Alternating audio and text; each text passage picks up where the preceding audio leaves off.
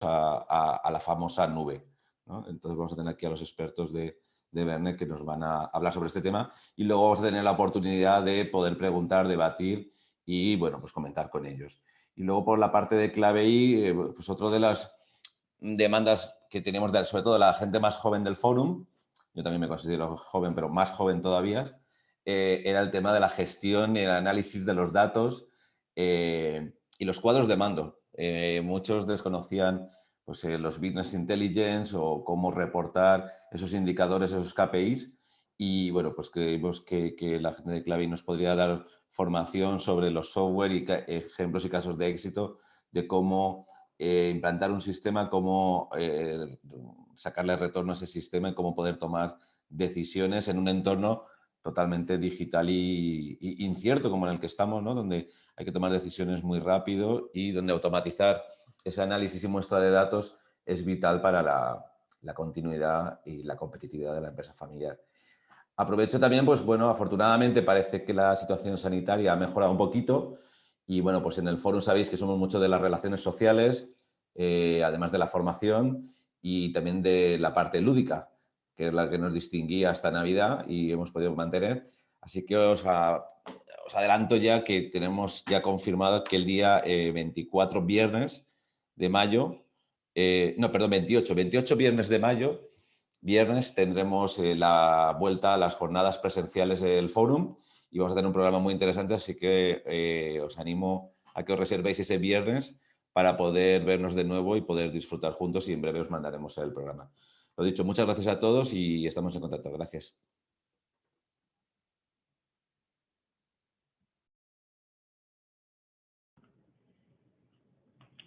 Gracias, Luis. Bueno, buenas tardes a todos. Mi nombre es Antonio Soto, soy director de servicios en Verne Tech, la división de tecnología del grupo Verne. Y os voy a compartir, un segundito comparto por aquí la presentación. Hoy me gustaría hablar con vosotros acerca de, bueno, pues de los riesgos que supone o que está suponiendo a día de hoy pues los diferentes ataques o las diferentes campañas, diría, orquestadas de ataque que estamos sufriendo pues en España, ¿vale? Durante estos, vamos compartiendo por aquí, durante estos últimos meses, ¿de acuerdo?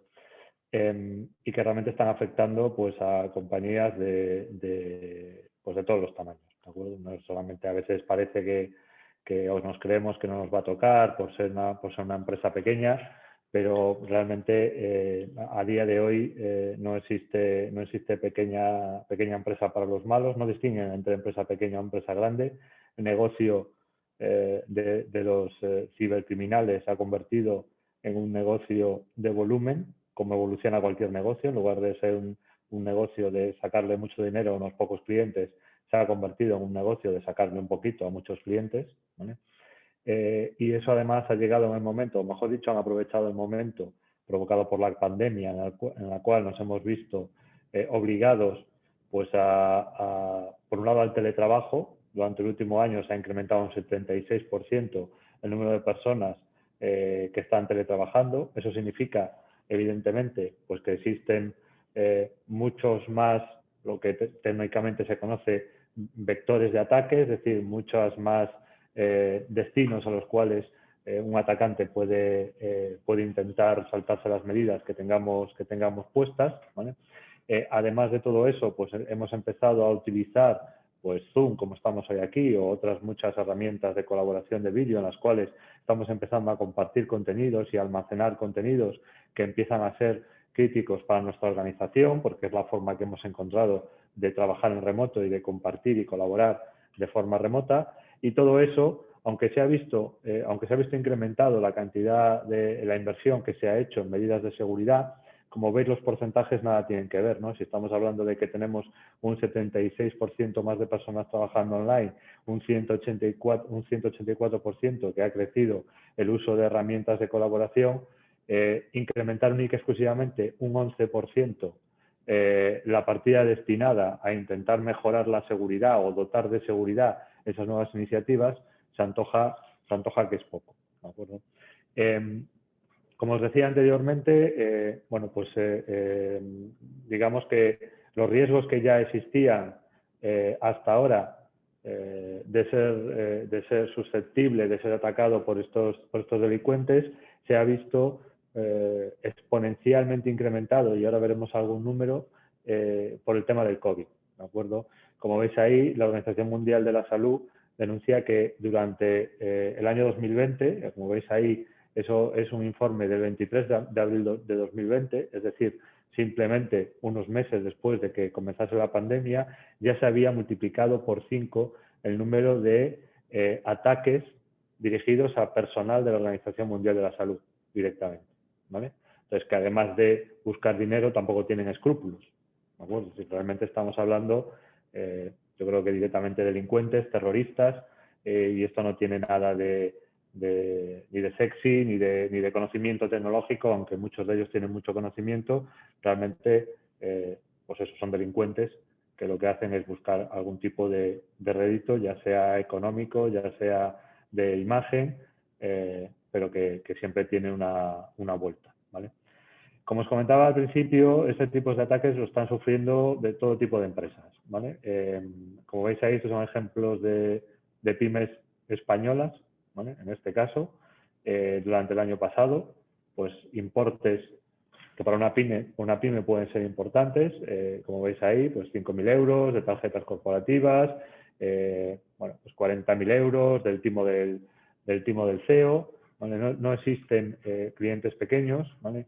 Y se estima que en España el 50% de las pymes han sufrido un ataque en este último año. Otra cosa es que nos hayamos enterado, pero la mitad de las pymes han sufrido un ataque. De esas, el 61% de ellas se han quedado sin poder operar, al menos durante un día, ¿vale? Con un coste medio de más de 90.000 euros, ¿vale? Lo que ha supuesto, pues, el pago del rescate, si es que se ha pagado, ¿vale? O el coste de estar parado durante el tiempo que se ha quedado sin operativa, sin poder operar, ¿de acuerdo? Estamos hablando de importes importantes y, como veis, ataques que van dirigidos, realmente son ataques masivos, no existe, y ahora veremos por qué, os intentaré explicar por qué, no existe un objetivo concreto de atacar una compañía concreta. No vale pensar que no estamos en el radar porque no somos conocidos, porque somos pequeños y porque no, bueno, pues nadie va a tener interés en intentar extraernos datos o intentar dejarnos sin operar. Es decir, simplemente que tengáis claro que les da exactamente igual, que tienen tecnología disponible para hacer ataques absolutamente masivos, que entran donde pueden y que una vez están dentro, pues se dedican a extorsionar o a intentar obtener el mayor rédito posible, bueno, pues del ataque que hayan realizado, ¿vale? Como veis ahí, información oficial del Centro Criptológico Nacional, estadísticas del año pasado, del año 2020. Como veis ahí, pues se ha incrementado concretamente en España durante el año pasado un 40% el número de pymes que sufrieron ataques. Estamos en el top 3 de países más atacados en el mundo, ¿vale? Bueno, pues lamentablemente, habitualmente aparecemos en rankings en los que como país que no nos gustaría aparecer, y este es uno de ellos, ¿vale? Y ese es el número total de incidentes que ha gestionado el Centro Criptológico Nacional durante el año 2020, un incremento de 38.000 incidentes, ¿de acuerdo? Entonces, como veis, son números sumados a los que veíamos anteriormente, pues que de alguna forma nos tienen que hacer pensar en que estamos ante un problema importante, que es un riesgo muy claro, que tenemos que ponerlo encima de la mesa porque puede llegar a afectar a la operativa e incluso diría que a la continuidad de nuestro negocio, ¿vale? Ejemplos recientes, ¿vale? Alguno todavía más reciente que estos, ya se dio en prensa también, el Ayuntamiento de Castellón, por ejemplo, ¿no? Ataques al INE, al Ministerio de Justicia, al SEPE, empresas privadas, más grandes, más pequeñas. Como os decía anteriormente, no tienen objetivos claros porque ellos saben de entrada, o deberían de saber de entrada, pero ni siquiera se preocupan de saberlo, que el SEPE no les va a pagar un rescate. Pues le harán mucho daño, en este caso al país o a quien se ha quedado sin cobrar el desempleo o los ERTES, ¿de acuerdo? Pero no van a conseguir nada económicamente. Por eso está más que demostrado que son ataques organizados, realizados por bandas organizadas, pero masivos, ¿de acuerdo? No están pensados a dirigirse, no estamos hablando de ciberinteligencia, que eso es otra cosa, no estamos hablando de ataques orientados a obtener propiedad intelectual o secretos industriales o algo de ese estilo, estamos hablando de ataques orientados pues, a que pagues unos rescates bueno, pues con los cuales ellos se puedan lucrar de una forma importante, ¿vale? Eso ha traído consigo también el incremento de un negocio que hasta ahora no era un negocio conocido, que es el negocio de las aseguradoras. Las aseguradoras tienen seguros de ciberriesgo. Es decir, podemos asegurarnos ante un ataque de este estilo, a través del cual podemos conseguir dos cosas. La primera de ellas es evidente que una aseguradora me va a asegurar sí, solo sí, yo cumplo con una serie de medidas mínimas de seguridad, con lo cual, digamos que el primer valor añadido que puedo obtener es el de autoobligarme a prepararme desde un punto de vista tecnológico para poder optar a ese seguro. Y la segunda, bueno, pues porque si tenemos una pérdida por parada o por operativa, pues podemos de alguna forma resarcirnos económicamente de esa parada y no quedarnos directamente sin ingresos, ¿vale? Eso no quiere decir, como ha salido en prensa últimamente, que las aseguradoras paguen los rescates y que con eso estén a su vez financiando a las bandas de criminales que realizan este tipo de ataques. Evidentemente son los principales interesados en no pagar ese tipo de rescates y no lo hacen. No lo hacen porque fundamentalmente pagar un rescate pocas veces garantiza la recuperación de los datos, ¿de acuerdo? Porque pues al final cuando estás delante de un chantajista obviamente no son personas de fiar y tampoco lo son en estos casos, ¿vale? Y dentro de esto me gustaría hacer la reflexión de un concepto que en Verne hemos dado por llamar la ciberresponsabilidad, ¿vale? ¿Por qué hablamos de ciberresponsabilidad? Porque tenemos la falsa creencia de que cuando nosotros hacemos una migración a la nube, primero tenemos la falsa creencia de que migrar a la nube va a ser más seguro que si nosotros tenemos nuestras cargas de trabajo en nuestras instalaciones. Evidentemente hay una capa de seguridad de la infraestructura que proporciona el fabricante de nube, a la cual probablemente nosotros como empresa pequeña no podamos llegar, que efectivamente es mucho más segura, en la mayoría de los casos, que disponer, pues porque económicamente no nos lo podíamos permitir, tener esas medidas de seguridad dentro de nuestras propias instalaciones. Sin embargo, no es cierto de que toda la responsabilidad recaiga sobre el operador de nube cuando nosotros hacemos una migración al cloud. He querido traer aquí el ejemplo de Office 365 porque probablemente sea una herramienta utilizada por muchos de vosotros como herramienta pues, de correo electrónico, de colaboración y demás, porque está muy claro dentro de esos acuerdos de servicio que nunca nos leemos y de esa letra pequeña de contratos que nunca leemos, hasta dónde llega la responsabilidad, en este caso de Microsoft, y dónde empieza nuestra responsabilidad, ¿de acuerdo? Como veis ahí, todo lo que tiene que ver con datos, tanto el control de los mismos como el acceso a los datos, como toda la parte de seguridad con respecto a los datos, como toda la parte de copias de seguridad, sigue siendo responsabilidad nuestra, ¿de acuerdo?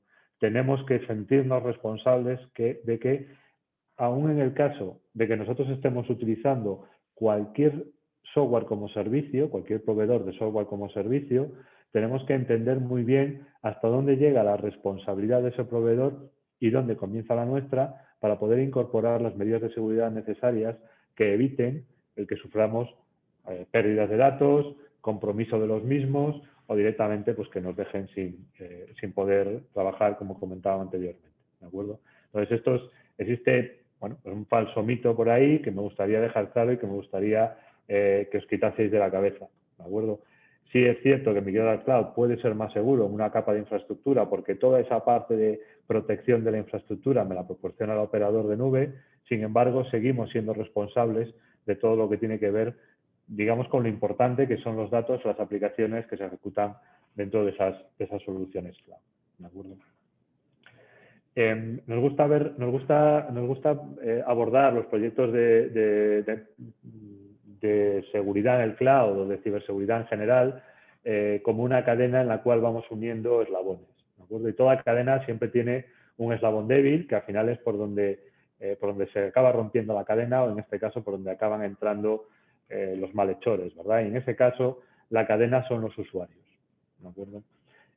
Debemos de intentar optar por una cultura de la seguridad preventiva a través de campañas de concienciación, ¿vale?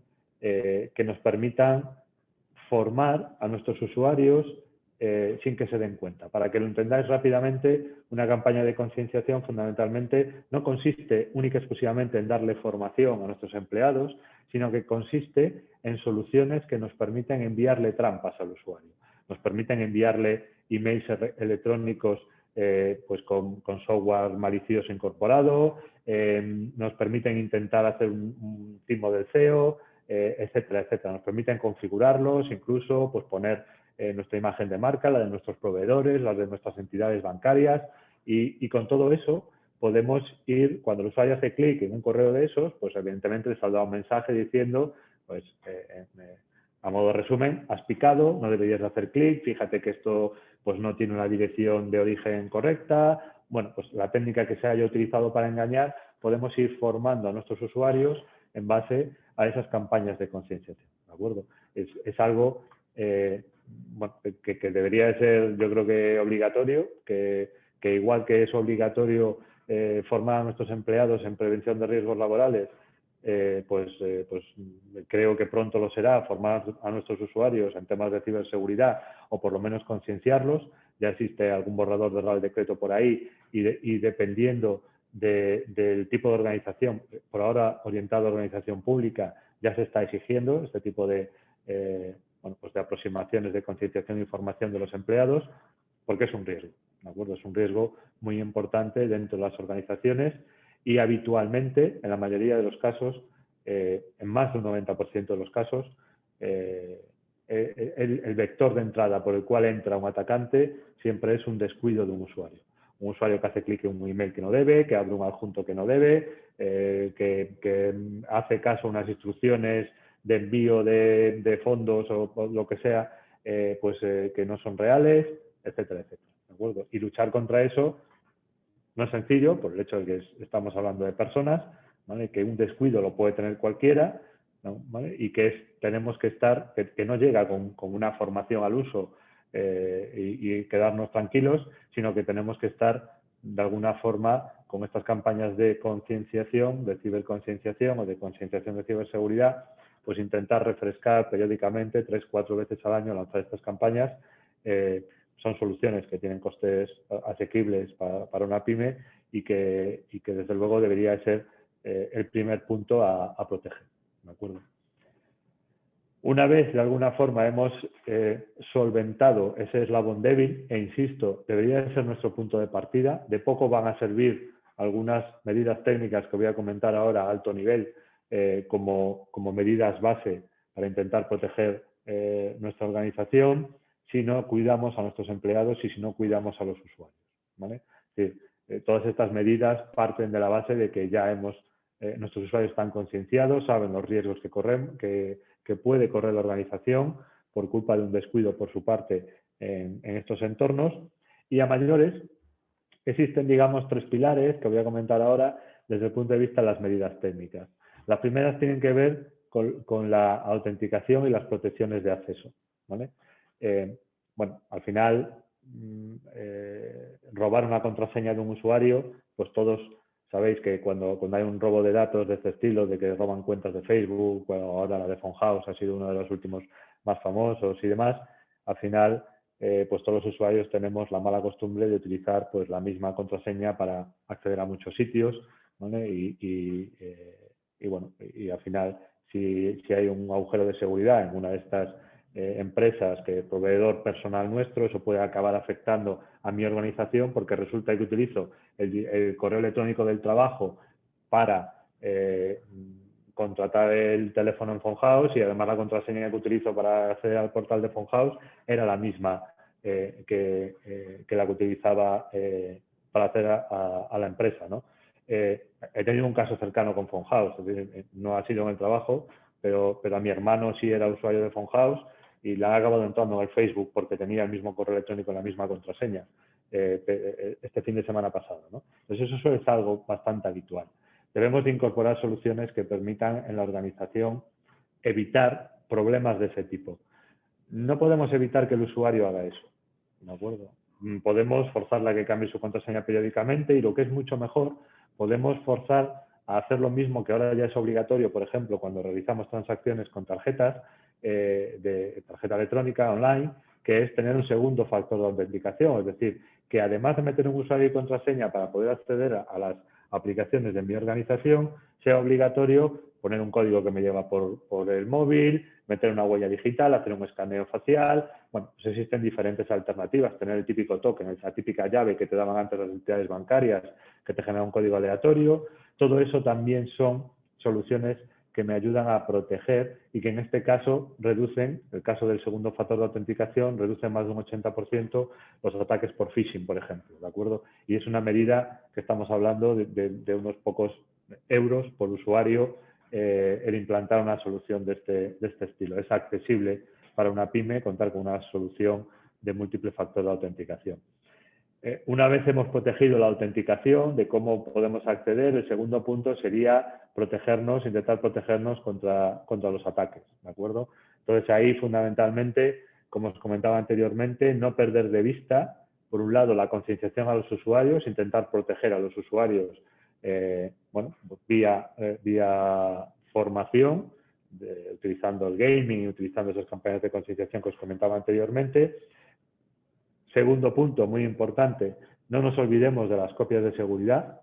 El hecho de tener, vuelvo a repetir, en cloud nuestras soluciones no implica que no tengamos que hacer copia de seguridad de ellas para, en el caso de que tengamos un ataque, poder recuperarnos ante ese ataque, ¿vale?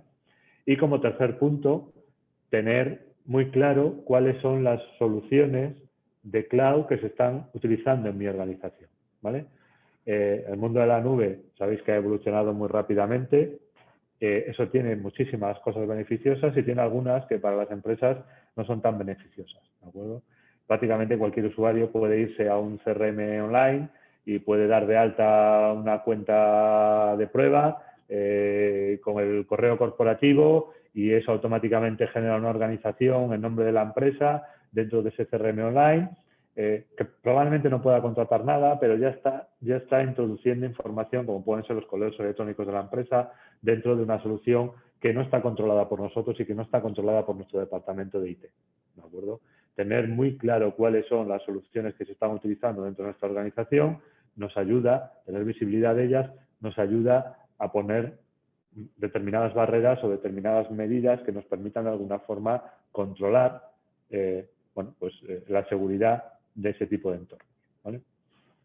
Y ya hay tercero, y para acabar, el tercer punto, he empezado por lo que tiene que ver con la autenticación, la autorización de los usuarios, segundo punto los datos, tercer punto los dispositivos, ¿vale? Pues en muchos casos hemos enviado a nuestros trabajadores a casa a trabajar con equipos personales, en algunos casos, móviles personales, que no están preparados, que no tienen las medidas de seguridad preparadas para albergar soluciones empresariales, que están almacenando información de nuestra empresa sin las correspondientes medidas que podríamos tener implementadas. Todo eso lo hemos tenido que hacer deprisa y corriendo. Pero ha llegado el momento de pararse a pensar qué es lo que hemos hecho, cómo lo hemos hecho e intentar poner orden, ¿de acuerdo? Existen medidas, ¿vale? Que nos permiten controlar. Evidentemente, no podemos controlar un dispositivo que no es de la organización, pero sí podemos controlar qué se puede hacer con las aplicaciones y los datos de nuestra organización en un dispositivo personal del usuario. Evitar, por ejemplo, que el usuario guarde en su teléfono móvil documentos de la organización o que los guarde en su portátil también, ¿vale? Que se vea obligado a trabajar en el escenario que nosotros le proporcionamos, que es el que tenemos controlado y el que tenemos seguro, ¿de acuerdo? Porque si no, pues estamos agregando, ¿vale? Por un lado, mayor complejidad a la gestión de nuestra infraestructura y por otro lado, pues eso, una serie de dispositivos que no están o que no tienen configuradas las medidas de seguridad necesarias para poder ejecutar las soluciones, las aplicaciones de nuestra organización, ¿vale? Y esto era un poco lo que tenía la presentación que tenía preparada para contaros. Después, en el turno de preguntas, estaré encantado de responder cualquier cuestión que tengáis. Me gustaría finalizar insistiendo, por un lado, todos somos susceptibles de ser atacados. Si no os creáis, vuelvo a repetir, que por ser una empresa pequeña, no conocida, no estamos bajo el radar. Los ataques son masivos y si consiguen entrar, entrarán y les da lo que puedan sacar, pues lo darán por bueno. Segundo, el eslabón débil siempre es el usuario.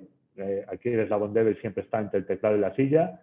Debemos de concienciar a nuestros usuarios, debemos de formar a nuestros usuarios, debemos de asumir que tenemos un nuevo riesgo dentro de nuestra matriz de riesgos en la organización, que es la ciberseguridad.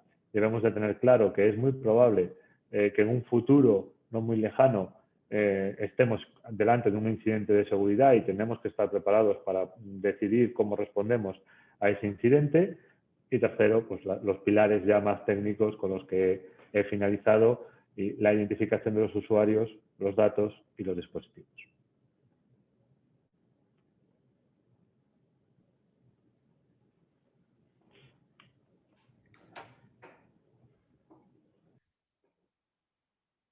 Bueno, buenas tardes. Buenas tardes, Antonio. Muchas gracias. Perdonad un poquito la lentitud que llevamos con el uso de la herramienta. Antonio, muchas gracias por tu intervención. Hacemos eso. Las preguntas que vayan llegándonos, pues las planteamos al final de la parte de las intervenciones. Bueno, pues tras las palabras de Antonio Soto, tiene la palabra ahora Joaquín Garrido y Héctor Gómez con el valor de la gestión y los datos. Pues Joaquín, cuando quieras. Empiezo yo. Mientras Héctor me pone la presentación, yo lo que de alguna forma quería intervenir es por un tema claro, ¿no? El tema de la tecnología, al final lo importante es las personas que están detrás de esa tecnología. En este caso, tenemos aquí a Héctor que estaba pasando la presentación. Hemos decidido, para hacerlo más flexible, el que, como realmente después va a ser él quien hablará de...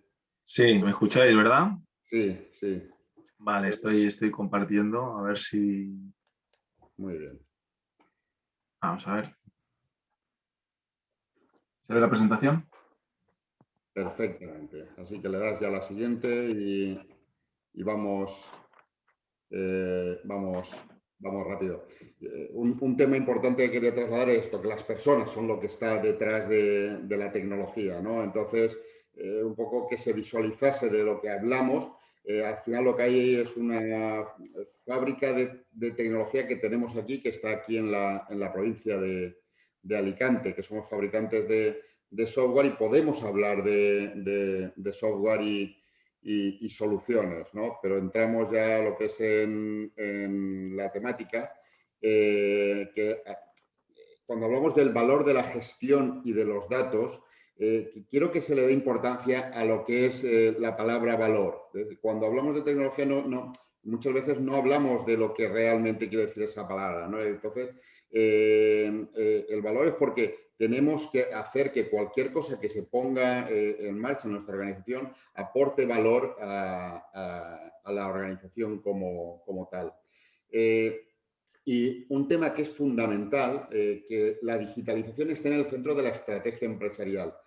No podemos tenerlo ya esto como una herramienta que podemos utilizar mejor o peor, ¿no? Es decir, estamos en un momento en que hay que darle la importancia a las cosas que tienen importancia. Y lo que es la tecnología que nos va a ayudar en el día a día, hay que dotarla de alguna forma un poco de lo que es la importancia que tiene.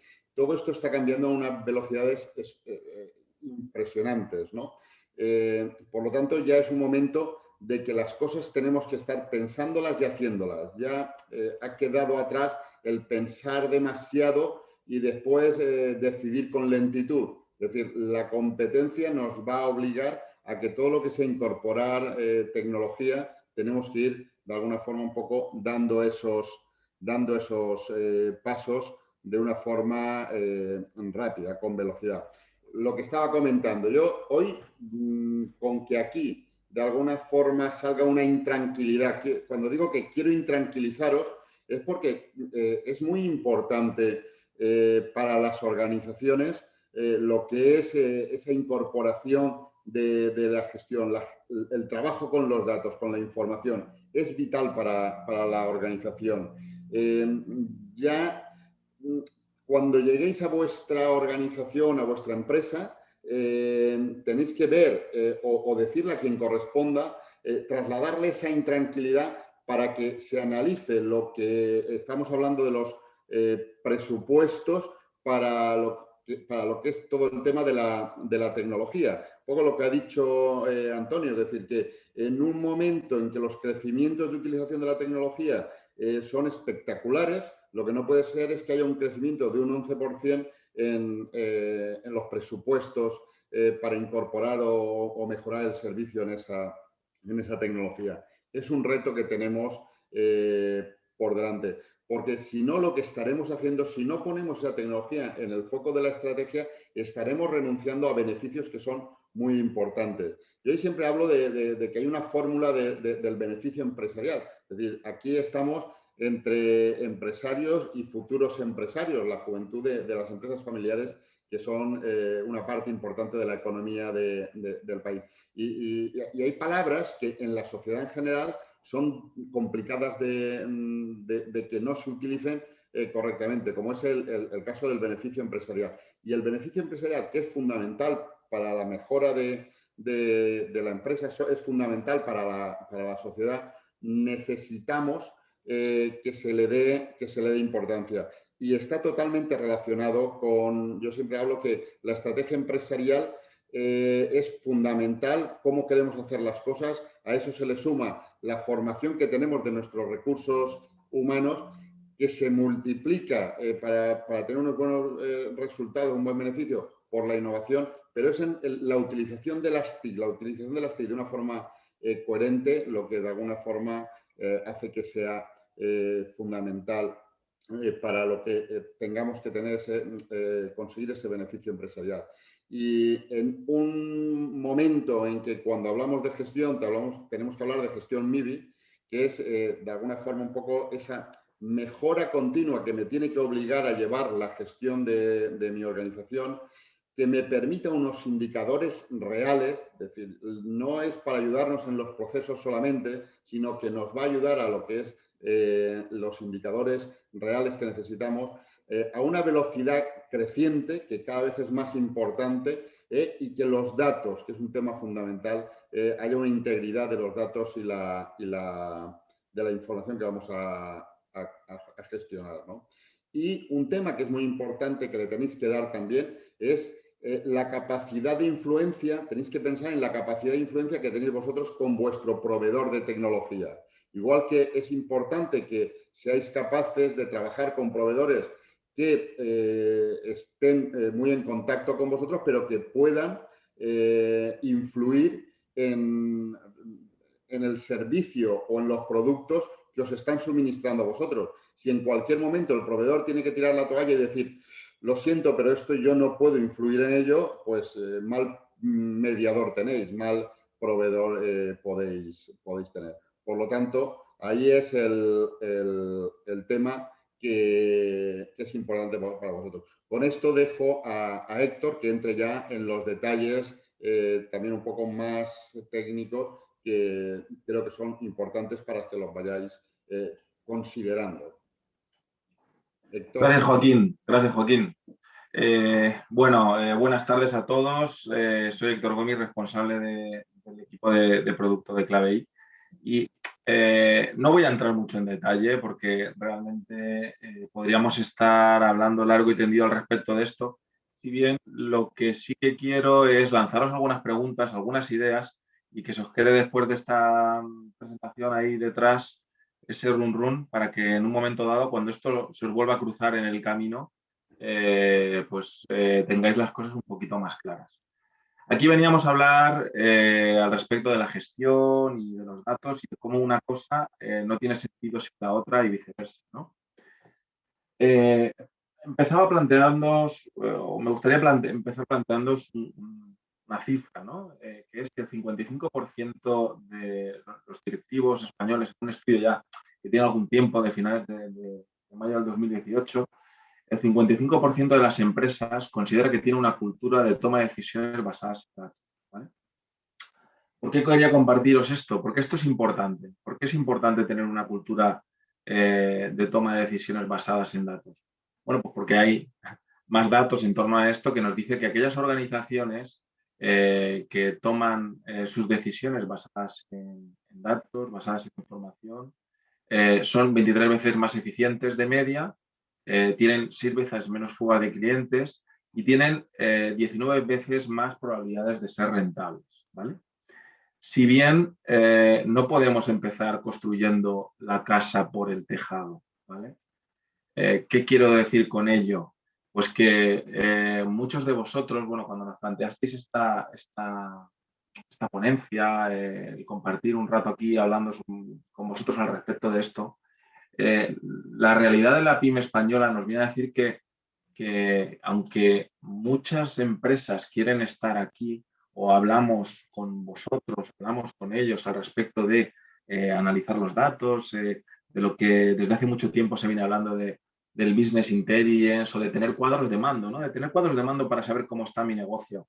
Bien, aunque pueda parecer una realidad muy cercana y algo que está muy de actualidad, todo pasa porque realmente tengamos una digitalización de nuestro negocio acorde a aquello que queremos medir, ¿vale? Parece algo obvio entre todos los que estamos aquí deciros que si hay algo que no estoy midiendo o algo que no tengo digitalizado, nunca lo voy a poder llevar a un cuadro de mando.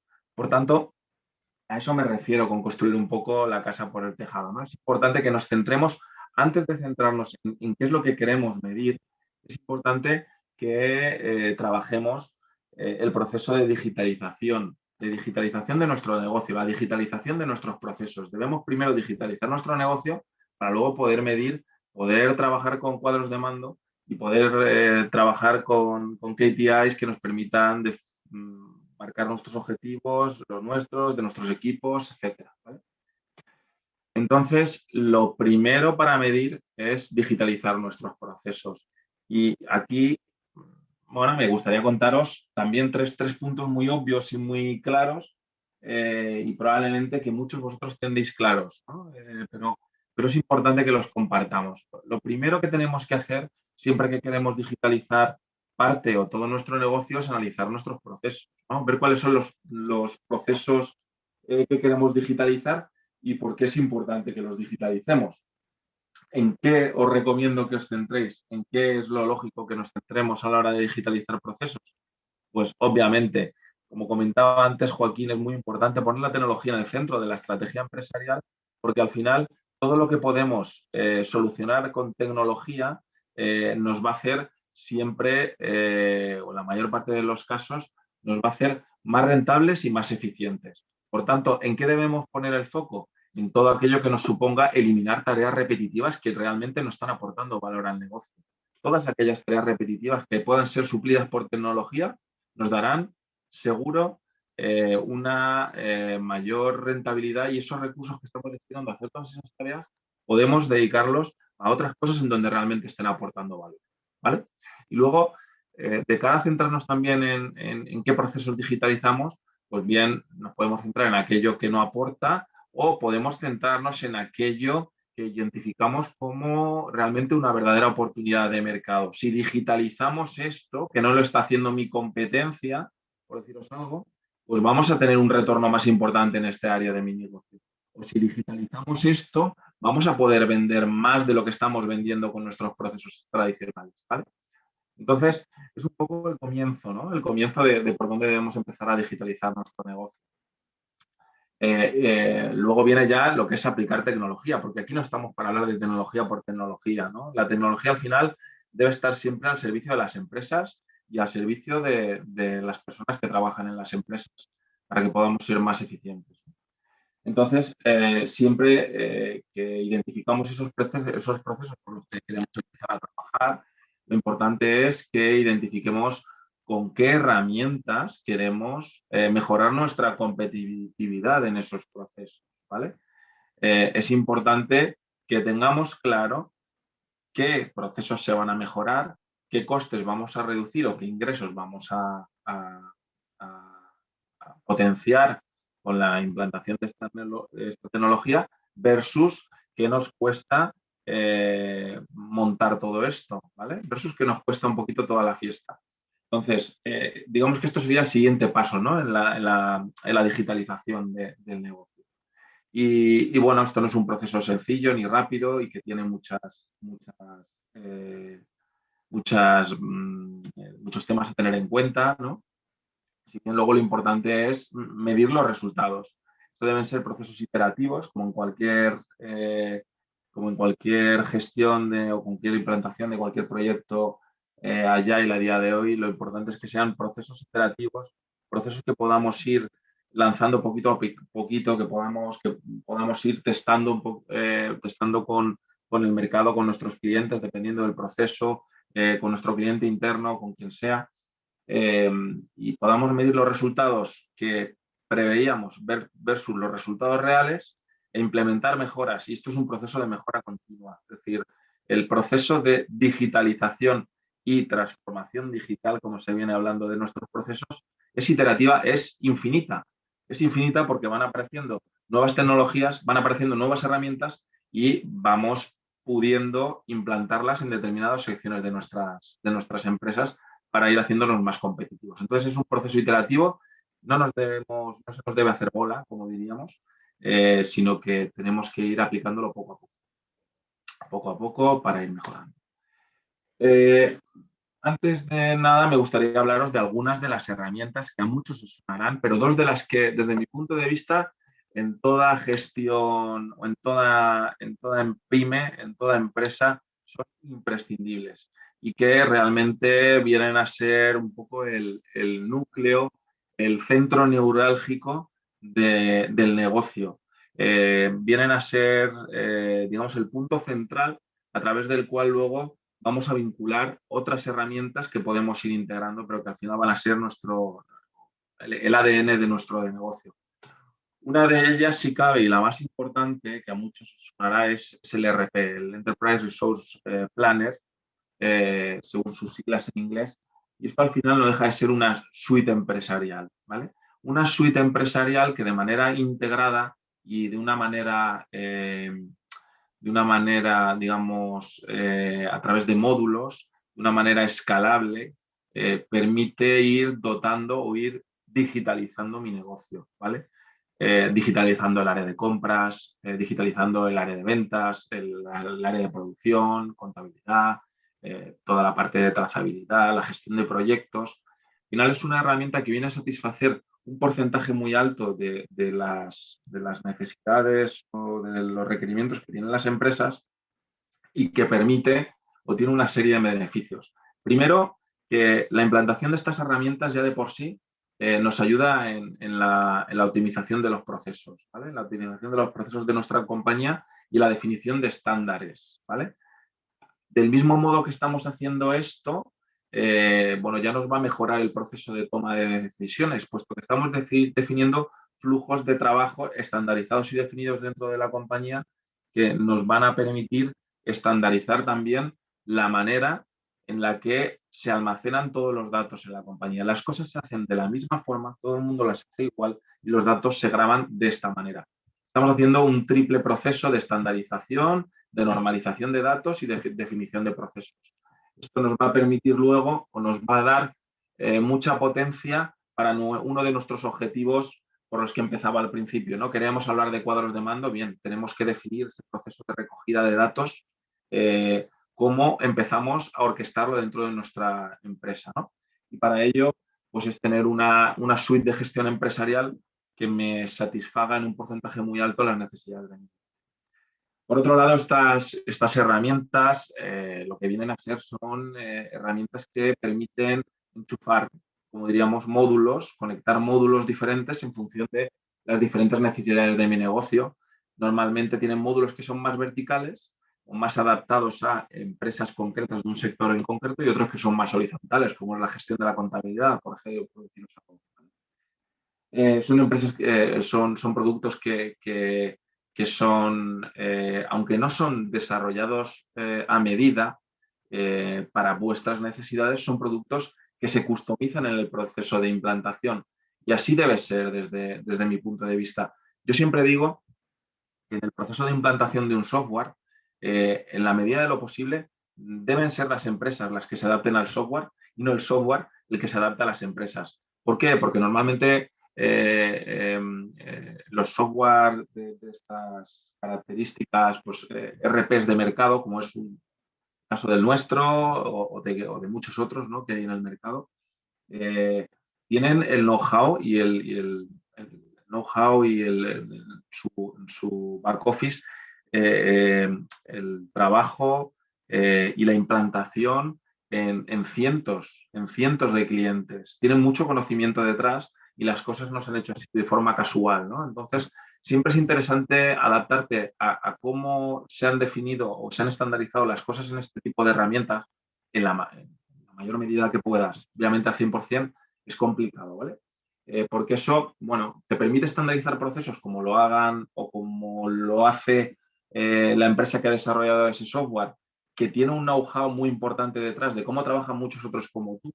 Y luego, por otro lado, también te da mucha más velocidad en el proceso de implantación porque te estás adaptando al estándar. Ya no solo en el proceso de implantación y de puesta en marcha del producto, sino además en el proceso de actualización y evolución. Si tú te adaptas al estándar de la herramienta, pues eso te simplificará la evolución futura del producto.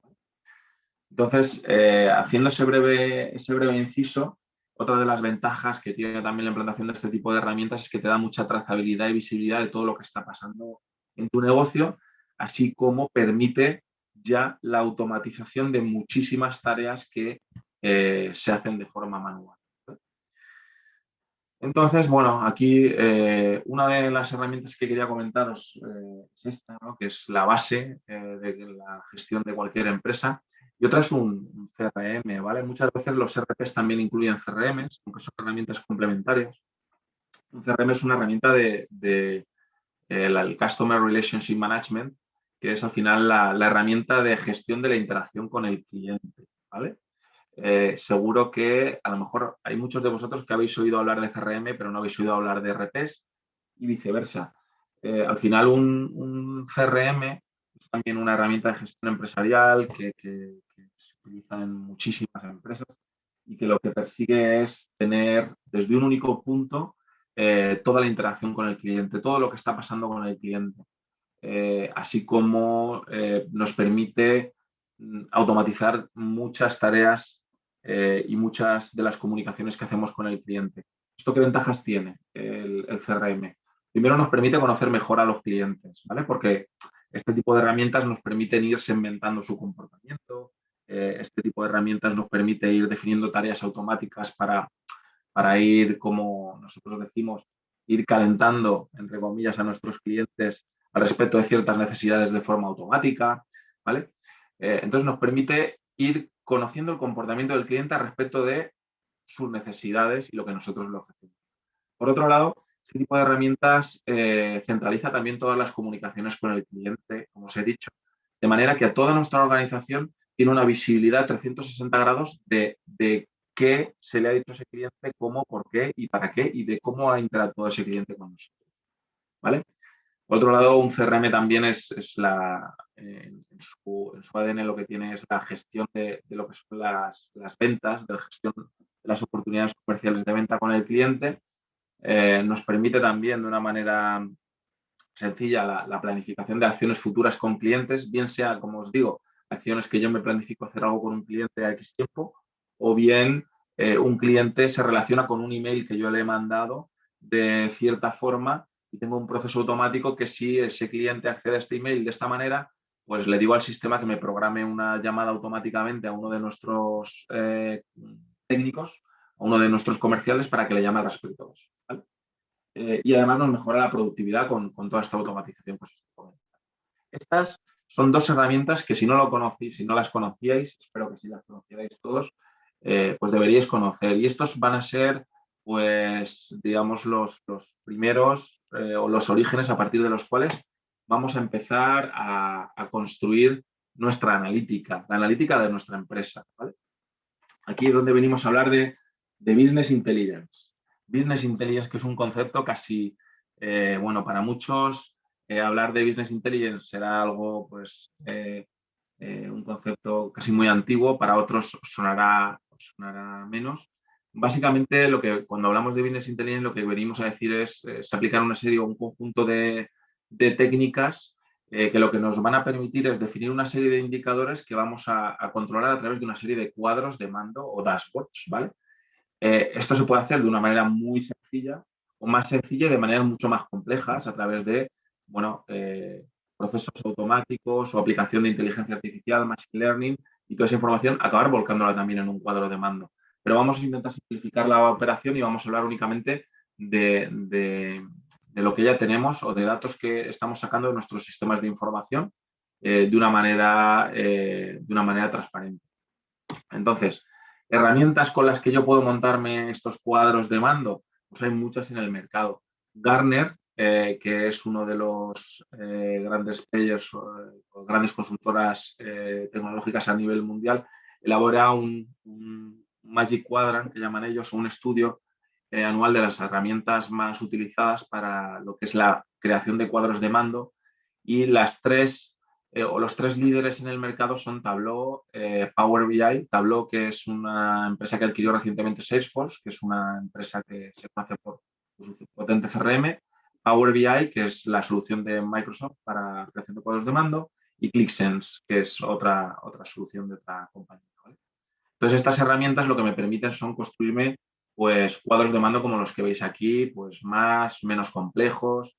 Al final depende un poco de la astucia que tenga la persona que los construye. Entonces, ¿cómo puedo hacer esto, ¿no? Esto tan chulo que estoy viendo aquí, tan interactivo, que nos gustaría mucho tener en nuestro negocio.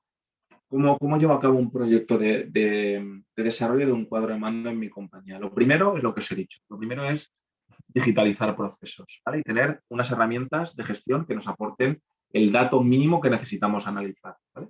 A partir de ahí podremos ir haciendo muchas más cosas, pero empezamos por ahí. Primer paso, y lo que yo siempre digo, pues como en todo proyecto, ¿no? Identifica a tu líder interno, aquella persona que tenga una mentalidad más analítica que el resto y que permita evangelizar al respecto de esto, ¿no? Y que permita definir esos primeros indicadores, que permita empezar a trabajar o liderar este proyecto en la compañía si no lo estáis haciendo. En segundo lugar, priorizar, ¿vale? Vamos a querer montar cuadros de mando, vamos a querer llevar esto probablemente a todos los departamentos o áreas de nuestra organización, pero si no lo hemos hecho nunca, como todo esto requiere de un aprendizaje. Cuanto más pequeño sea el proyecto inicial y más concreto sea el caso de uso con el que queremos empezar, mucho mejor, porque nos ayudará a ir aprendiendo, ¿no? Entonces, ¿en qué os recomiendo yo centraros?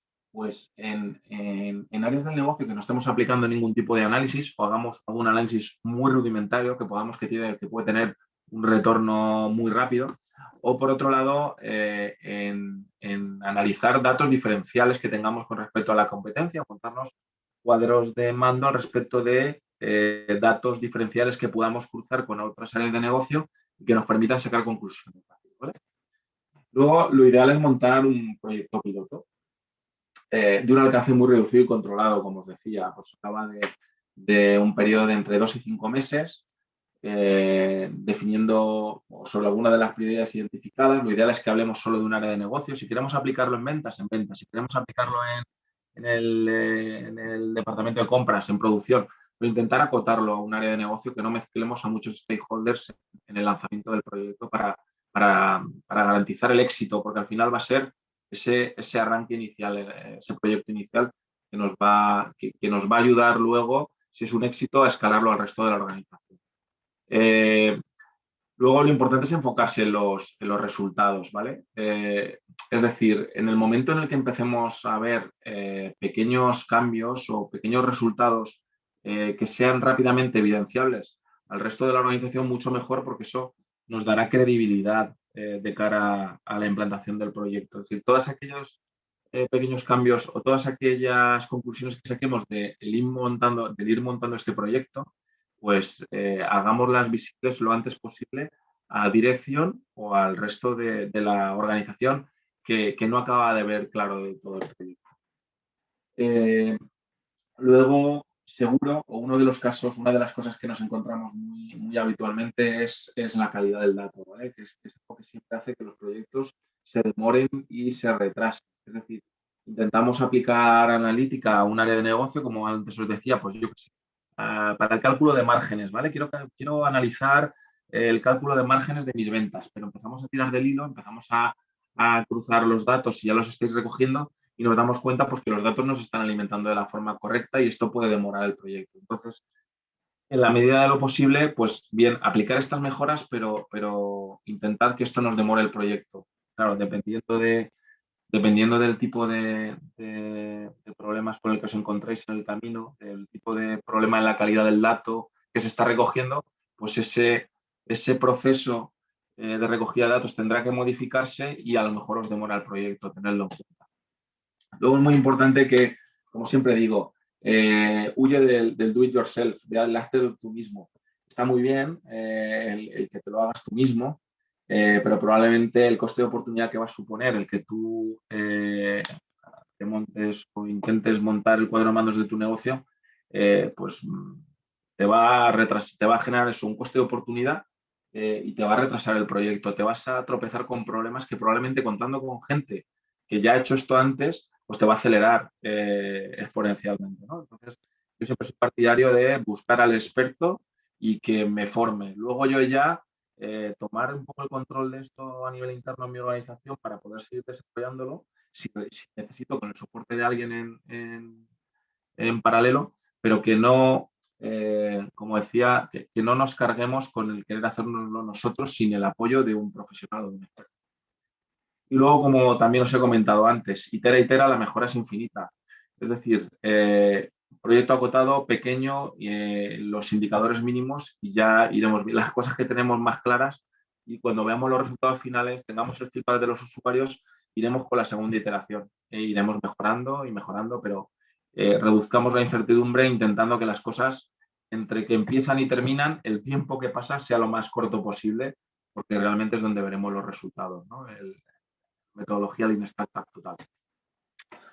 Y para terminar, simplemente quería dejaros el acceso a un ebook que tenemos colgado en nuestra web a través de la web digital clavei.es/ebook pyme, en donde se habla un poquito más en profundidad al respecto de lo que he empezado hablando, ¿no? de lo que es el proceso de digitalización o la digitalización de los procesos en la pyme, que creo que es de bastante interés para todos aquellos que estéis arrancando en esto. Simplemente daros las gracias. Disculpadme para aquellos, para los que he hablado que algunas de estas cosas o la mayor parte ya las conocíais, y todos aquellos que se os haya generado alguna duda a este respecto, pues estoy abierto a que ahora en el turno de preguntas o a través de nuestro correo nos hagáis llegar todas las dudas que tengáis.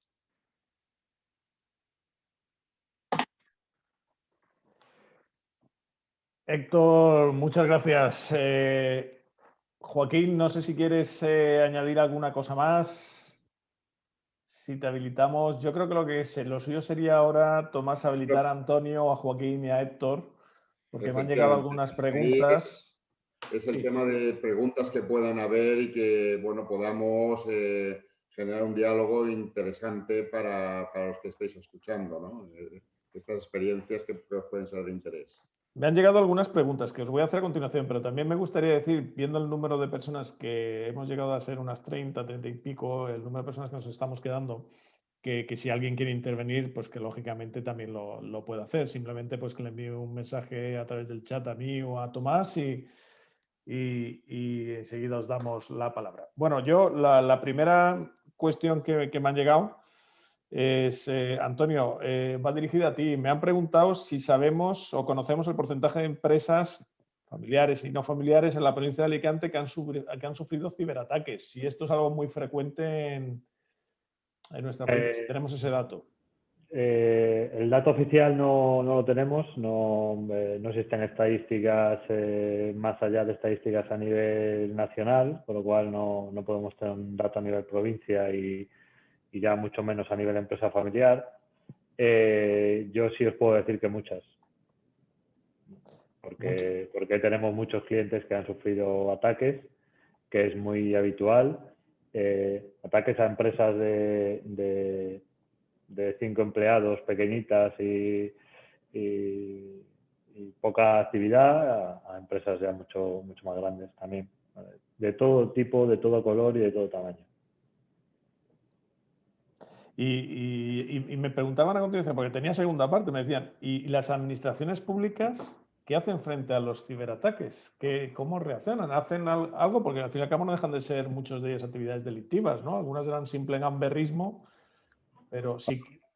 Sí, es cierto. A ver, aquí hay por explicaros un poco el concepto. Al final el Centro Criptológico Nacional, que es el que publica estas estadísticas y demás, pues tiene un área orientada a dar soporte a las administraciones públicas para responder ante estos ciberataques, ¿de acuerdo? Y existe una delegación de eso a nivel Comunidad Valenciana.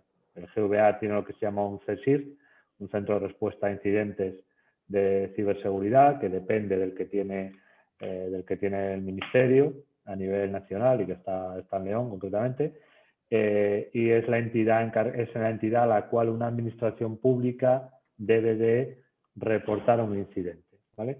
Hace ya unos cuantos años existe algo que se llama el Esquema Nacional de Seguridad, que lo que intenta es definir una serie de buenas prácticas, normas y reglas que debe seguir una administración pública, o mejor dicho, cualquier empresa que dé servicios al ciudadano, ¿vale? Empresa pública, no solamente administración pública, o cualquier proveedor de una administración pública debe de cumplir con ese esquema nacional de seguridad. Entonces, están están mejor preparadas que la empresa privada, aunque pueda parecer lo contrario, ¿vale? Sin embargo, evidentemente, es más notable porque se hace más público, porque se habla más en prensa, cuando un ayuntamiento, un ministerio o el SEPE sufre un ataque, ¿de acuerdo? Pero están mejor preparadas y mejor protegidas, insisto, porque hay una legislación de hace ya unos años que les ha obligado a pasar por planes y por hacer inversiones, tanto tecnológicas como de formación de empleados como de procedimiento, por las cuales han ido pasando, y además tienen centros de respuesta públicos que les apoyan en caso de un ciberataque. Con todo eso, por ejemplo, el último caso sonado del Ayuntamiento de Castellón ha estado 2 semanas sin servicio, ¿vale? Con todo esto que hemos comentado, ¿de acuerdo? 2 semanas en cualquiera de nuestras empresas, pues no me lo quiero ni imaginar, ¿de acuerdo? Y eso, un ayuntamiento ya no pequeño, con una inversión, con un centro de respaldo, con todo lo que os podáis imaginar de medidas tecnológicas, con el CSIR del Centro Criptológico Nacional que se presenta allí, el CSIR del GVA que se presenta allí, 2 semanas parados. Estamos hablando de casos, no quiero, parece que, bueno, también Joaquín y Héctor han querido venir aquí a revolver un poco el tema y a la concienciación. Yo no quiero poner miedo, ¿no? Simplemente quiero haceros consciente de que es un riesgo muy real. No tengo estadísticas, pero creedme, si atacan un ayuntamiento del cual no pueden sacar nada, imaginaos cualquier empresa, aunque solamente os puedan sacar 1.000 euros o 2.000 euros, lo van a hacer. ¿Cuál sería, Antonio? Ahora vamos, nos están pidiendo intervenir, ahora le daremos la palabra a Enrique. De todas maneras, Joaquín, Héctor, si queréis añadir algo, Gianni, veo que también te has incorporado, si quieres añadir alguna cosa, tener la libertad cualquiera de vosotros para hacerlo. Pero ¿cuál sería el consejo, Antonio, si una empresa familiar asociada sufre un ciberataque? ¿Qué es lo primero que tendría que hacer? Porque lo primero que la película sale que quitas el enchufe y le pegas la pata al ordenador, ¿no? Pero yo creo que eso ya no sirve, ¿no? No, fíjate. Bueno, antes dejé una pregunta tuya sin responder antes, intentaré responderla ahora a esta segunda pregunta. Lo que nunca debes de hacer es, tienes que tomar una decisión en ese momento, ¿vale? Y la decisión es, ¿me interesa saber lo que ha pasado o me interesa recuperarme? ¿Vale? Es decir, Porque antes lo que decías, las administraciones públicas van detrás de ellos, no van detrás de ellos, interviene la policía, sí intervienen. Pero a veces cuando llega la policía a hacer un análisis forense o cuando llegamos nosotros que damos servicios de análisis forense, resulta que la empresa ya ha tomado la decisión de que le da igual lo que haya pasado, lo que quiere es recuperar la actividad. Recuperar la actividad muchas veces va en contra de poder investigar. Digamos que he contaminado la escena del crimen, he roto cadenas de custodia y al final no hay pruebas válidas que van encaminadas a encausar o que puedan ir encaminadas a encausar a alguien. Y además de todo esto, ahí lo que tenemos fundamentalmente es a los chinos, a los rusos y a los ucranianos, que evidentemente ni la Guardia Civil ni la Policía Nacional puede ir detrás de ellos, ¿vale? Y a lo que le diría a las organizaciones es apagar nunca, ¿vale? No apaguéis nunca, ¿vale? Desenchufar de la red siempre lo primero y lo segundo, llamar a un especialista. Es decir, quitar la conexión de red si es posible, no apagar el servidor, la máquina o lo que penséis que haya podido ser infectado, porque apagarlo significa que a lo mejor no se puede volver a levantar y mientras esté iniciado hay posibilidad de extraer cosas, información y poder recuperarlas, ¿vale? E intentar aislar la red, intentar evitar que eso se propague y que nos puedan extraer datos, ¿vale? De todas formas, y no es por y tampoco quiero ser sensacionalista, cada vez ataca más y cada vez lo hacen más rápido, ¿de acuerdo? De media, en 3 horas ya estás fastidiado. O sea que cuando te das cuenta, probablemente ya no tengas solución. La única solución es intentar recuperarme lo antes posible. Muchas gracias, Antonio. Enrique, no sé si querías hacer algún comentario, has pedido intervenir. Sí, espera que pongo el... Bienvenido, Enrique. No, estaba. Lo que pasa es que quité la cámara porque aquí hay una luz que probablemente es bastante molesta. Bueno, a ver si podemos. No, era solo... Hola a todos. Pues comentar un poco experiencia personal, ¿no? Por si le puede servir a alguien. En este caso relacionada con el tema, llamémosle, de las RPs, todo lo que tiene que ver con las herramientas, digamos, para una mejora de la gestión o de la productividad o de los datos internos, ¿no? Experiencia personal que creo que a lo mejor puede ser válida. En su día nosotros, en la antigua CISA, se creó un tema relacionado con una RP, ¿vale? Una herramienta. En su momento, las empresas, digamos, del sector, digamos, del ámbito de la competencia, y estoy hablando ahora del año 2009, ¿vale? O sea, que han pasado ya unos cuantos añitos. No lo mismo hoy, 2021, que en 2009, pero tampoco ha pasado tantísimo. Y es verdad que en aquella época, por lo menos lo que el ámbito de los consultores, que nos ayudó a llevar esto adelante, nos comentaban, normalmente en las constructoras, en aquella época, digo, se entendía que lo de tener o no una RP era ya condición necesaria para llevar adelante un negocio de una complejidad, de una dimensión o de un volumen, ¿no? De ventas, de clientes, de tal, que como no tuvieras una herramienta de este tipo a partir, en su momento, de vender en torno de 200 millones de euros, acababa petando todo, por decirlo de algún modo, ¿vale? O acababa habiendo un momento en el que ya no era, se perdía, digamos, mucha información o perdías el control. Entonces, cuando la empresa estaba en torno de 150 o así, se puso a preparar su RP y que luego, pues, se implantó, ¿vale? Entonces, el tema es la experiencia personal. ¿Cuál es mi sensación de mi experiencia personal? Pues que al final eso sí, 1 año y pico de trabajo, ¿no? Con mogollón de gente de toda la organización, es decir, se fue, y lo digo porque lo que ha comentado Héctor me parece bastante interesante, ¿no? Héctor y Joaquín, ¿no? Bastante interesante, que es, a lo mejor no se trata tanto, que sería mi recomendación como experiencia personal empresarial, ¿vale? No se trata tanto de querer ir a algo que te abarque y te dé respuesta absolutamente a todo, porque probablemente cuando generes algo de una herramienta tan grande como para dar respuesta a todo eso, lo primero, si no tienes una cultura, digamos, de ver la utilidad de lo que se está haciendo y demás, lo que se genera a nivel interno en la organización es casi una repulsa, ¿no? Que al final es, ahora lo tengo todo, solo tengo que picar datos, pero resulta que luego la gente funciona en Excel en vez de con la RP, porque hay otro, o la RP propia no le deja funcionar en algunos casos, porque a veces también ocurre, ¿no? Lo de que por muy bien que esté preparada, pues a lo mejor hay determinados fallos o datos que, como no hay una cosa ya previa puesta, pues no se puede interactuar, y al final la gente, pues, busca el camino de que no se paren, ¿no? Las decisiones, o que no se pare el flujo de información.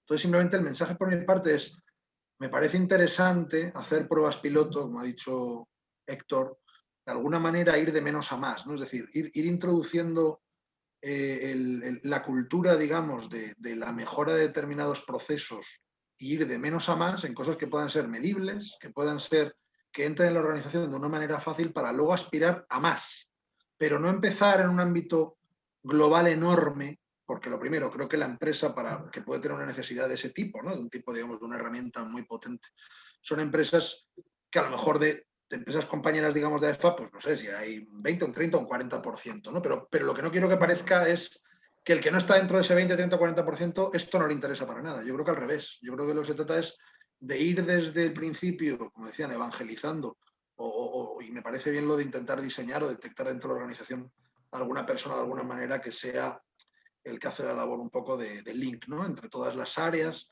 y que vaya custodiando e implementando, ¿no? Junto con los profesionales que tanto Clave como Verne por sus unidades de negocio, que también tiene soluciones de este tipo, la verdad que tener compañeros y aliados y socios y amigos de AEFA que tienen empresas que dan respuesta a esto y te pueden en un momento dado hacer digamos, un traje a medida, ¿no? Incluso una planificación en el tiempo de por dónde empezar para luego llegar a no sé dónde, pero el tema no es si en un año y con toda la organización metida dentro, es que a lo mejor es a 4 años vista en una fasificación que se haga para llegar a un resultado final, ¿no? Pero digamos digamos con pasos en firme, aunque sea poco a poco.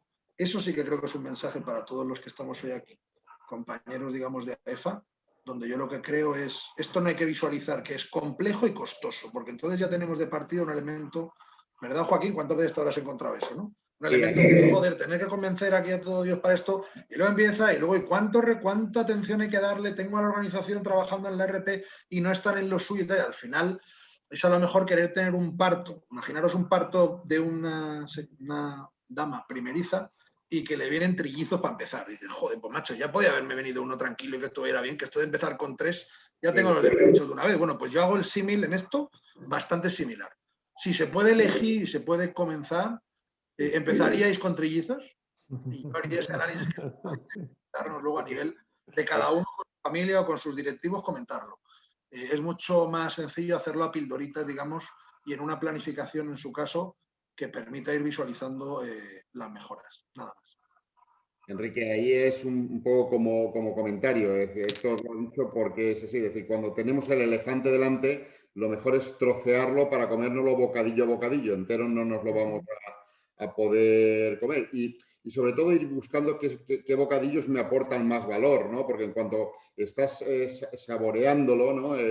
Pues realmente te animas a ir comiendo más, ¿no? Entonces, ese concepto de valor es importante. Es decir, ponemos cosas, ponemos tecnología para que nos aporte valor, bien en que ganemos más dinero con lo que estamos haciendo o que nos ahorre costes, ¿no? Entonces, por un lado, por otro, son temas importantes a tener en cuenta. Y lo que ha comentado Héctor también, que ha dicho, ¿no? Es decir, intentar adaptarnos a lo que de alguna forma un poco otros también están haciendo. Yo digo, por ejemplo, que nuestra solución de contabilidad que está fabricada aquí está en más de 1000 clientes, ¿no? Es decir, hombre, es decir, nosotros no hemos hecho lo que nos ha dado la gana, sino es un poco escuchando a esos 1000 clientes que tienen comentarios de cómo podemos hacer las cosas mejor, ¿no? Entonces, bueno, seguro que hay algún detalle que se puede aportar, por eso decía la posibilidad de influir, ¿no?, en el proveedor.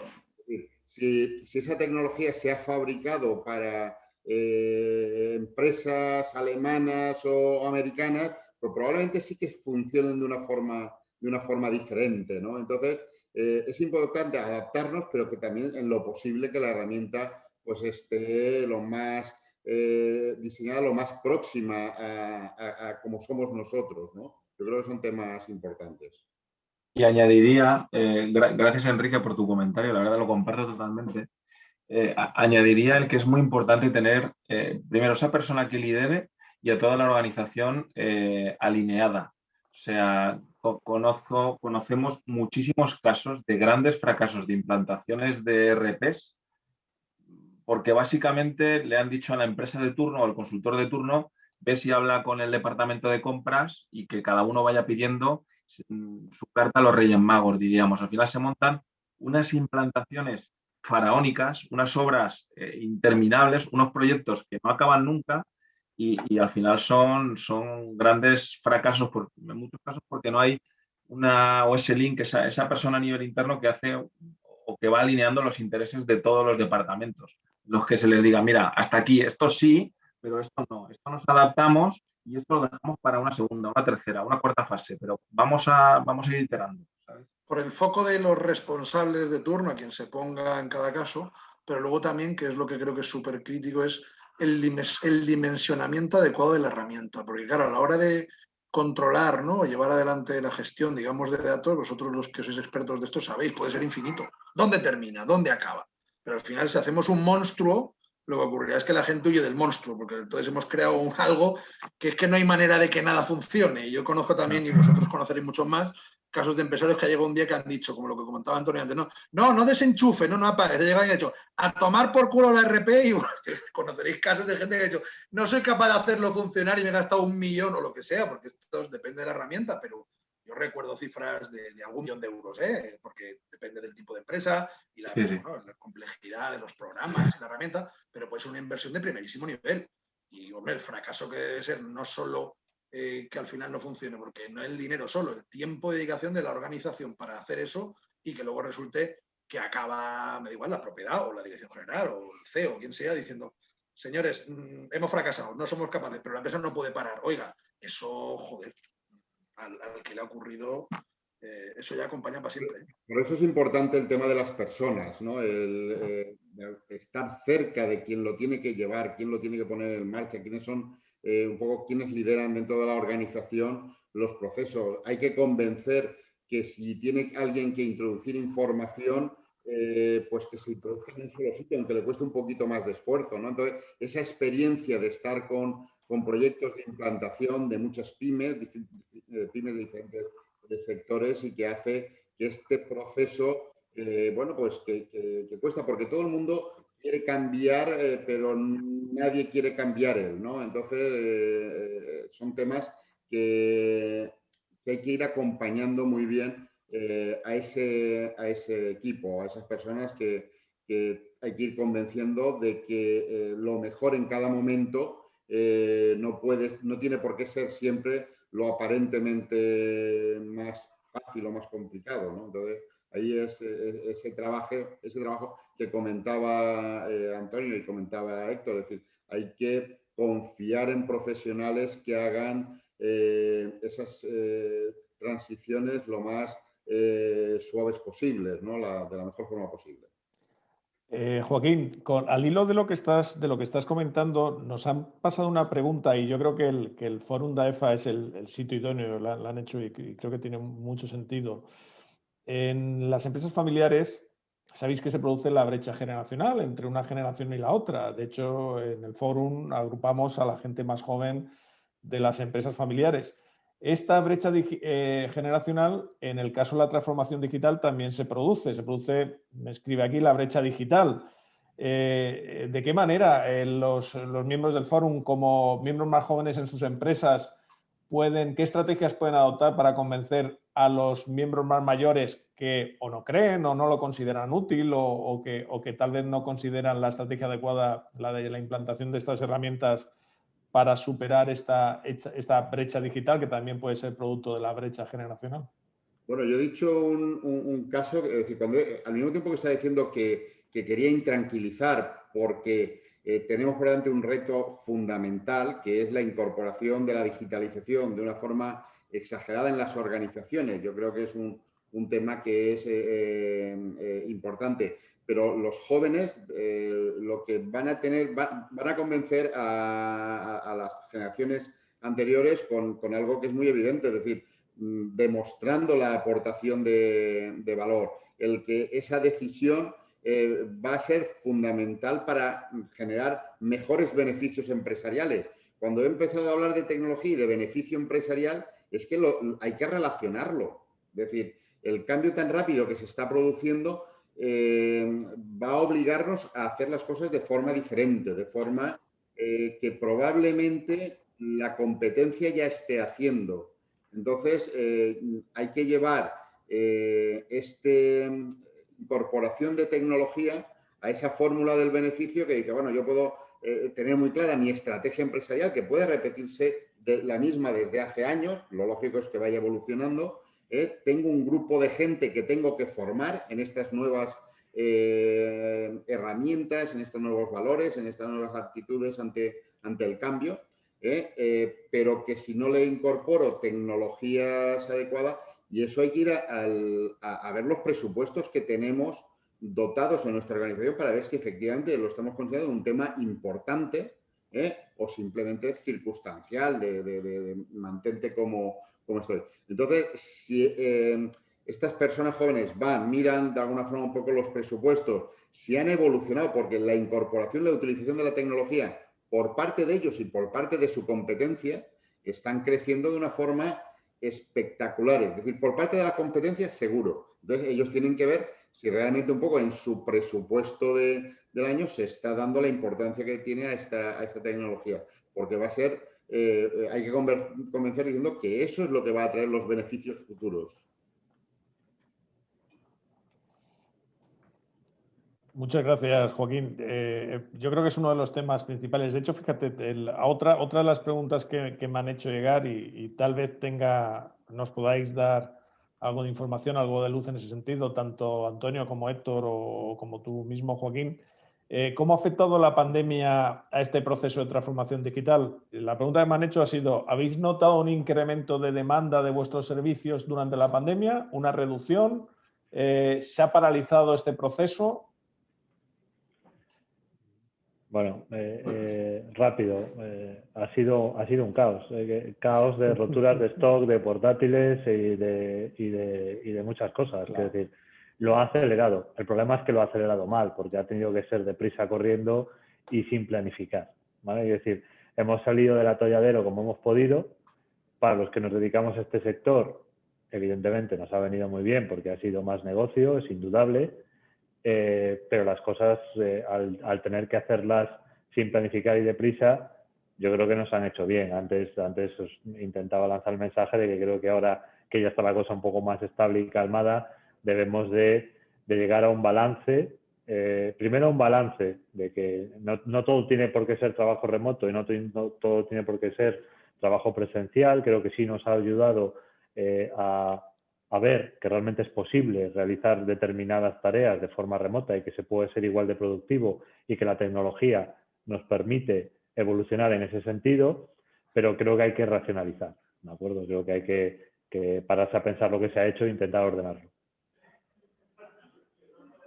No sé si quería decir algo. Sí, bueno, la verdad es que sí que hemos visto incrementado. Fundamentalmente, podría resumirlo en dos aspectos, ¿no? Por un lado, en todo lo que viene siendo el habilitar a las empresas o a los equipos o a los trabajadores para que puedan teletrabajar, obviamente. Eso fue una de las primeras necesidades que sufrimos a lo largo de las primeras semanas y meses de confinamiento, y ahí fue, bueno, yo creo que todas las personas o todas las empresas con las que he hablado manifiestan igual, ¿no? Y luego un poquito a posteriori lo que vimos es un interés bastante importante por nuevos métodos de comercialización y venta, por cómo, con qué herramientas podíamos ayudarles a vender de una manera diferente, a vender más, a televender. Se interesaron mucho por todo lo que venía siendo todos nuestros clientes por la venta online, tanto B2C como B2B, como el cómo vender a través de marketplaces. Todo lo que es el proceso de venta hubo mucho interés, pues porque veían que tenían muchas mercancías paradas y tenían que abrir nuevos canales, pero comparto totalmente lo que dice Antonio, ¿no? Que se ha hecho de una manera totalmente desorganizada y reactiva. Esperemos que de alguna manera esto nos sirva para recapacitar, reflexionar y replantearlo y modificar un poco todo lo que viene siendo nuestras líneas estratégicas o las líneas estratégicas de los clientes a este respecto. Si realmente van a querer apostar de manera proactiva por todas estas nuevas maneras de hacer las cosas o volveremos a en una próxima debacle, en una próxima pandemia, a volver a caer en el mismo error, ¿no? Yo espero o confío que sea más bien lo primero, ¿no? Que realmente hayamos aprendido y que realmente nos planteemos las cosas de otra manera. No sé si quieres añadir alguna cosa más, Joaquín. No, simplemente que lo que sí que se ha notado es sectores que han salido muy dañados, pero es un poco en su actividad y también un poco por lo que se ha comentado, es decir, había gente que ya estaba, que había hecho los deberes y en este sentido pues han apretado un poquito el acelerador, y ha estado bien, es decir, está en unas condiciones muy saludables si su sector no es el dañado, es decir, porque hay algunos que no es por incorporar tecnología o no incorporar tecnología, es que hay sectores que bueno, pues lo están pasando francamente mal, ¿no? Pero también dentro del mismo sector, dentro de la misma estrategia empresarial, ha habido gente que los deberes les ha cogido con los deberes hechos y hay otros que desgraciadamente lo dejaban para después. Es un poco otro mensaje para estos jóvenes que dice, oye, los deberes hay que hacerlo con tiempo. Toda la vida han sido los padres los que han dicho tenéis que preparar los deberes para ir al colegio, ¿no? Y ahora es el momento de que ellos digan, oye, es el momento de hacer los deberes para que no nos suspendan, ¿no? Muy bien, pues tengo alguna pregunta más, pero yo me gusta, y así habíamos hablado entre todos, ser muy respetuosos con los horarios que comunicamos a los asistentes cuando iniciamos este tipo de webinars. Son las 6:30 pasadas. Si os parece bien, vamos a finalizar aquí. Tanto como se va a colgar en YouTube el programa, la sesión donde aparecen vuestras direcciones, incluso directamente o bien a través de la propia asociación, si alguno de los asistentes quiere ponerse en contacto con vosotros, así lo haremos. De hecho, nos están pidiendo de nuevo la dirección del ebook que habéis puesto, Héctor, anteriormente en pantalla. Se la haremos llegar a los asistentes. Agradecer a Verne, agradecer a Antonio, a Yanni, a Clave-I, a BGS, a Héctor, a Joaquín, vuestra participación. Agradecer a todos los asistentes el que hayáis dedicado un tiempo a seguir aprendiendo. Yo creo que esta materia da mucho más y son muchas las cuestiones que se han quedado seguro en el tintero. Volveremos a tratar este tema más adelante. Me acojo a la buena noticia que nos ha dado el presidente del Fórum, Luis, que el día 28, el viernes 28 de mayo, si Dios quiere, tendremos la primera actividad presencial y podremos disfrutar y compartir otra vez, volvernos a encontrar, que ya tenemos todos ganas. Y bueno, simplemente para terminar, comentaros que mañana hay un acto del Fórum del IEF en el cual pues, se va a hablar de filantropía a las 6 de la tarde. Os enviamos en la circular el enlace y ha colgado Luis en el grupo de WhatsApp también el enlace por si queréis asistir con el chef José Andrés. Lo dicho, muchas gracias y estamos a vuestra disposición para lo que necesitéis. Gracias a todos. Hasta otra.